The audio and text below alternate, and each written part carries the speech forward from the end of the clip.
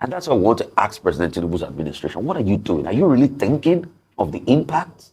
The other day in China, he was saying that it is childbirth pain. President Tinubu, please, with due respect, stop saying that. Women die during childbirth. This your childbirth rhetoric is not good. Do you want Nigerians to die during this childbirth? A leader is supposed to make life better. You're collecting all the taxes, electronic transfer taxes. What are you doing with the money on people? But we're seeing you're living fat. Till today, you've not told us how much you bought your private jets or your new presidential jets. Right. It is obvious that this Tinubu government, they are all confused. Like, they're all confused. They don't even know where out. They don't even know what to do to get us out of this mess they have landed us. Yes. And this talk of childbirth is so annoying. Can Tinubu just stop? We have been hearing this for almost 1 year plus now, and nothing is happening. Tinubu government got it all wrong the day of inauguration. When Tinubu said that fuel subsidy is gone, like, this man has not even entered into office to see what is there, to see the steps that he has to take before he removes fuel subsidy. That singular pronunciation, hey, my people, has landed us where we are today. Look at the mess we are into. As of today, the price of fuel across the state in Nigeria is 1,300. Like, how can Nigerians survive this? There's no way. Like, most of people have already packed their cars. They cannot drive their car anymore. Nigerians are going through a lot, my people. This is the reason why Rufai Oseni blow hot and send serious warning to Tinubu to tell him to stop, especially this talk of childbirth. Like, it is enough. Enough is enough. Nigerians are suffering. My people, let me allow you guys so that you can listen and hear what Rufai said here, as well as Dr. Bat and Ayo. Come back. We had Mr. Rwani with us last week, and he was able to give his take on a number of issues, of course, one of which is what we face with regards to fuel scarcity, the price of fuel, and global crude oil prices. Your take on this story? I mean, but there's nothing different from what he said when he was here. The truth has to be said. Okay, I think the only thing different is the NNPC had not increased the price. Yes, you had not seen the NNPC station increase the price. And I think the NNPC, when you want to increase price, please come out with your full chest. It's not the one that will see that NNPC gas station has increased price and we think you've increased price. And you come out afterwards. That's part of the poor parlor state of communication with the NNPC. Nigerians are not dogs. We are not animals. We are not fools. All right? Come out with your full chest and stop beating around the bush. Secondly, definitely to increase and worsen energy poverty. In fact, energy poverty is depressed as we speak today.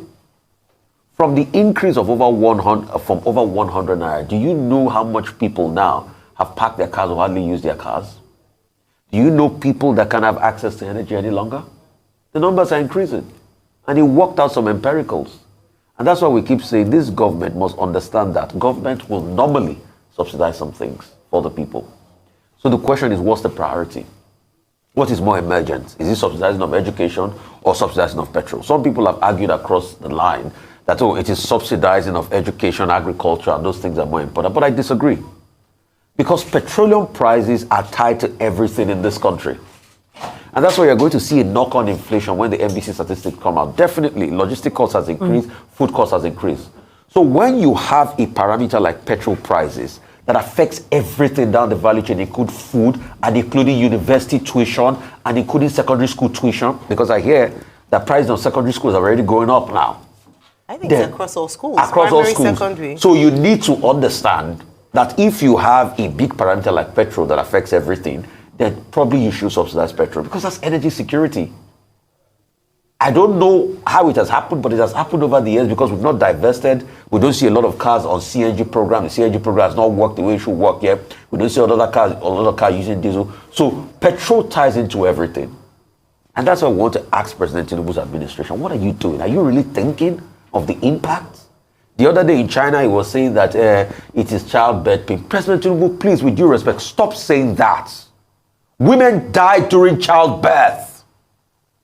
This your childbirth rhetoric is not good. Do you want Nigerians to die during this childbirth? A leader is supposed to make life better. You're collecting all the taxes, electronic transfer taxes. What are you doing with the money on people? But we're seeing you're living fat. Till today, you've not told us how much you bought your private jets or your new presidential jets. All right. Let's be realistic here. Okay. Okay, Nigeria faces a perfect storm. That will be my reading of Mr. Bismarck Rewane's submissions at the Lagos Business School breakfast meeting, where he was doing a review of the state of the economy, as it were. He said that the Nigerian government, off the back of Nigerians, is going to make about 5 trillion naira with the hike in fuel price. And that the Nigerian government will get more revenue. He did not address the question of what the Nigerian government will probably do with that revenue. Combined with the fact that Nigeria also faces issues of insecurity, infrastructural deficit, fiscal deficit, and all kinds of problems. What we find, my summary of his submission, is that the Nigerian government is going to make more money. 5 trillion naira, he calls it. But the Nigerian people are going to suffer. He defined that in terms of energy poverty. Now, the experts will tell you that energy is perhaps the most important thing in any economy, because otherwise it's called energy security. That's the opposite of energy poverty. So Nigerians now have been thrown into the trap of energy poverty. Yesterday, I was on the This Day Live program with the Director General of the Manufacturers Association of Nigeria, Mr. Segun Ajayi Kadio. And he was saying that the most affected sector of the economy are SMEs.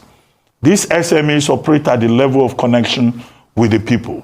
Most SMEs are having to shut down because they don't have access to petrol, they don't have access to electricity, diesel is expensive. So you find a situation whereby the same people who were told, have been crippled. We now find ourselves, unfortunately, in a situation whereby President Muhammadu Buhari, now in his Daura village in Katsina, will be laughing. He will say, okay, I think these Yoruba people, they say they know the economy. Okay, the economy is now in their hands. They have taken it down. They have mismanaged it. So this is what we are facing. It's a gross embarrassment in terms of economic management to people who come from the Southwest who say that, people from the Southwest are better at managing the economy. We have not seen that evidence. Schools have increased school fees. Suya. Do you know that a stick of suya now is 1,850 naira? We can't even eat suya again. All within a space of 1 or 2 weeks. So somebody is telling me it's island suya. Okay, even the one that is not island, even Surulere, they have increased the cost of suya, common suya, just to eat, barbecued meat. It's luxury goods now. It's luxury goods now. It's not luxury. You should be able to get protein. Even fish has become more expensive. Yeah. But in any case, the point I'm making is that Nigerians are growing. Look at Lagos, the city of Lagos that is supposed to be the business capital of Nigeria. It is ghost town. How many vehicles do you see on the road now? People are rationalizing their lifestyle. Lifestyle is affected. Families are affected. Husbands now are beginning to go to the market to make sure that, madams do not top up chop money in the family because of what has been imposed. And yet our leaders, leave it up. So this is the whole thing that I think I get from Bismarck Rewane's intervention. 3 weeks ago, the same Mr. Bismarck Rewane talked about per liter fuel going up to about 1,250 naira per liter. Now, at the moment, they say it's about 897, 1,000 naira in some places. If it goes up to 1,250 naira per liter, he imagined what will happen. He said there will be social unrest. Because Nigerians, as Joe Ajero is saying, will feel betrayed. Nigerians will feel that, they are being punished with whips and scorpions. While at the same time, people in government are living it up. They are asking us to make sacrifices. They are not making sacrifices. In fact, Mr. Rewane also pointed out that the GDP growth that was reported in Q2, nobody should jubilate about it because there will be inflationary pressures. In other words, all the things I've been describing is about the inflationary pressure that he talks about. So if inflation goes up again, how will people live in a country where there is insecurity? And on top of it all, the Dangote refinery and the NNPCL Limited, over the weekend, there's this back and forth about pricing.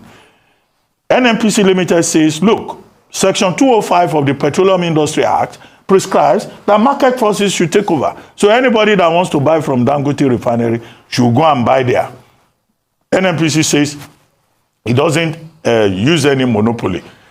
Dangote Refinery issued a statement saying, look, it's NNPC Limited that is fixing the price. So in the midst of all this confusion, we are in a quandary. So our future, immediate future, it hangs in the balance. And the pain is much. The people used to say, even power before. Look, this thing has even gone beyond hunger. It's gone beyond hunger. Life is very difficult. You don't know what it means to be the head of a household. You know, the punishment is serious. And those who claimed, who promised that there will be renewed hope, they should not allow that hope to disappear completely.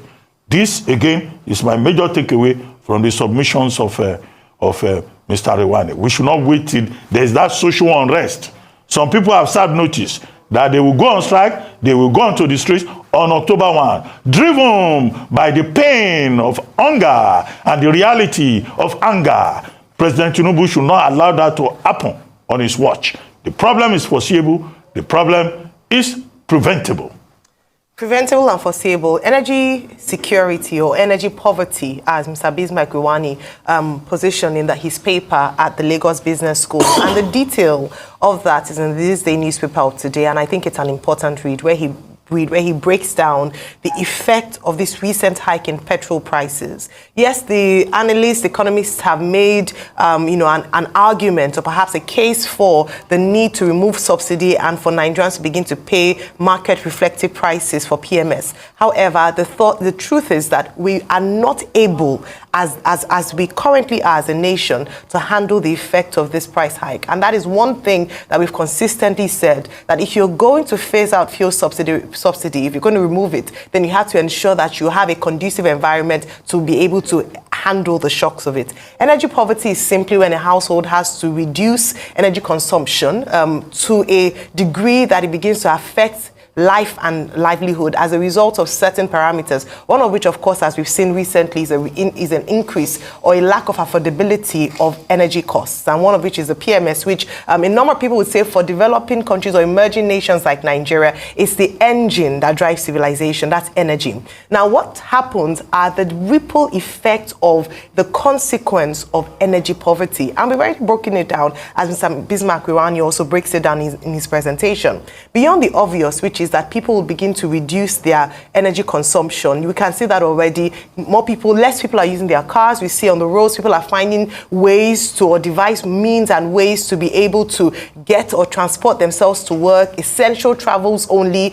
We have in homes and houses where people are unable to afford to use their backup power generation as a result of the cost of fuel prices. We look at the fact of schools and other businesses that have been affected by the cost in price.